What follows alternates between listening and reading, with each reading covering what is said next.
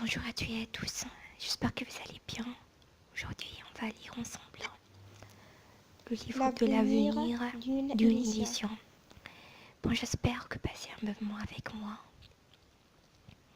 On a quelques chapitres, on va commencer avec le premier. Lorsqu'on a vécu longtemps dans l'ambiance d'une certaine culture et qu'on s'y est souvent efforcé d'en découvrir les origines et les voies évolutives, on ressent un jour la tentation de tourner ses regards dans la direction opposée et de se demander quel sera le sort ultérieur de cette culture ainsi que les transformations qu'elle est destinée à subir.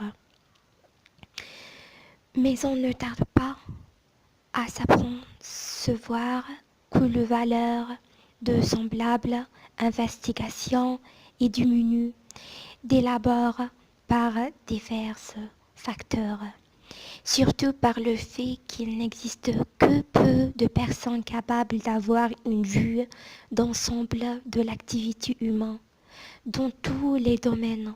La plupart des hommes se sont vus contraints de se limiter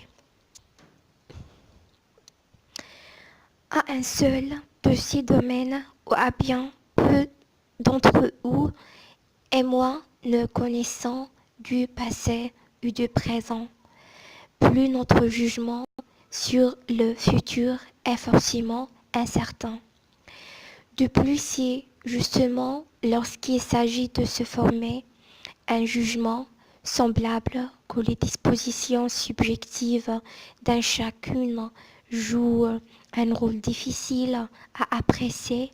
Or, celles-ci dépendent de facteurs purement personnels, de sa propre expérience, de son attitude plus ou moins optimiste envers la vie. L'attitude dictée par son tempérament est si sexe ou un sexe intérieur. Enfin, il faut tenir compte de ce fait remarquable. Les hommes vivent en général le présent d'une façon pour ainsi dire ingénue et sont incapables d'estimer ce qu'il apporte. Le présent doit acquérir du recul, c'est-à-dire être devenu le passé avant de pouvoir offrir des points d'appui sur lesquels fondu un jugement relatif au futur.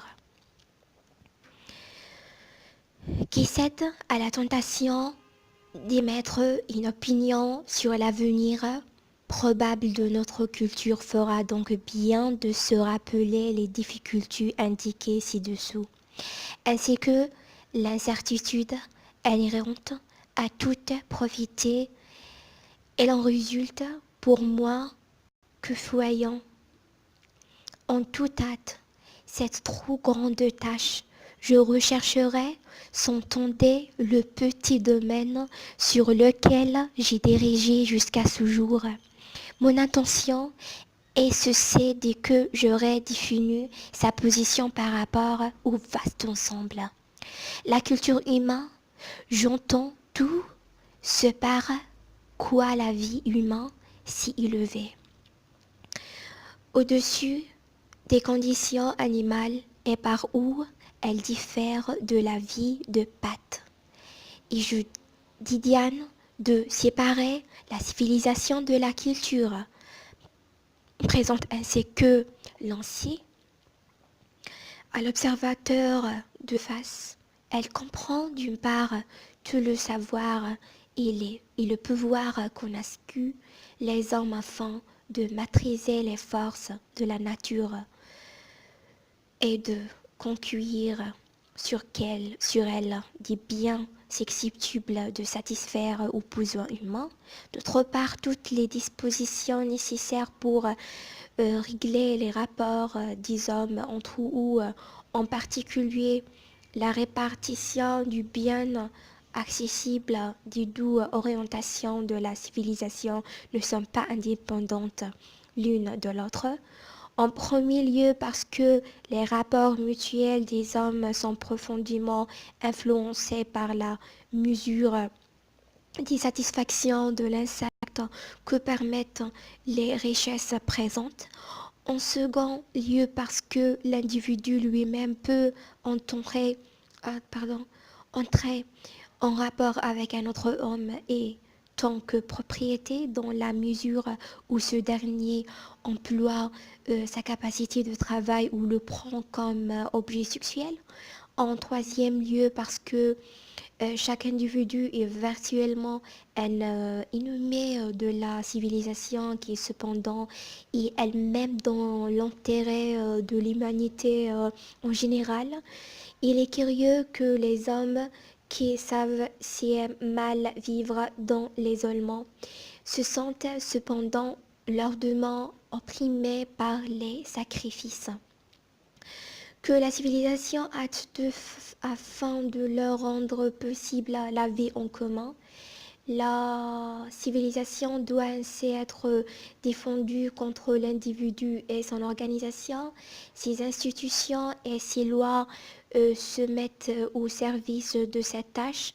Elles n'ont pas pour maintenir, elles doivent de fait protéger contre les impulsions hostiles des hommes, tous ceux qui servent à maîtriser la nature et à produire les richesses. Les créations de l'homme sont ainsi à détruire et la science et la technique qui les ont édifiés peuvent aussi servir à leur anéantissement. On assure ainsi l'impression que la civilisation est quelque chose d'imposé à une majorité récalcitrante par une minorité ayant compris comment s'approprier les moyens de puissance et de coercition. Il semble alors facile d'admettre que ces difficultés ne sont pas inhérentes à l'essence de la civilisation elle-même, mais sont conditionnées par l'imperfection des formes de culture ayant évolué jusqu'à ici. De fait, il n'est pas difficile de mettre en lumière ces défauts, tandis que l'humanité a fait des progrès constants dans la conquête de la nature, ayant droit d'en entendre de plus grands encore. Elle ne peut prétendre à un progrès égal dans la régulation des affaires humaines et il est vraisemblable qu'à toutes les époques, comme aujourd'hui, bien des hommes se sont demandé si cette partie des acquisitions de la civilisation méritait vraiment d'être défendue. On pourrait croire qu'une régulation nouvelle des relations humaines serait possible, laquelle renonçant à la contrainte et à la répression des instincts,